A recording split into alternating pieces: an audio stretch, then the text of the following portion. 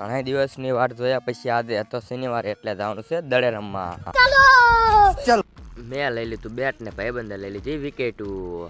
પછી ઉપડ્યા અમારા cricket ground ઉપર.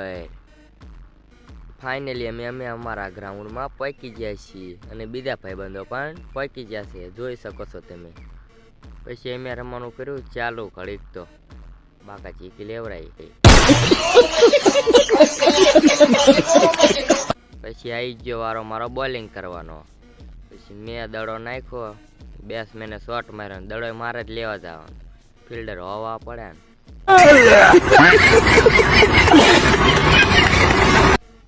રાહુલભાઈને વાગી જશે પગમાં દડો એટલે જવું પડશે દવાખાને.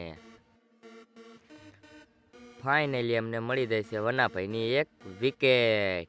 બધા મિત્રો આવી ગયા દડો ગોતવા. ખતમ.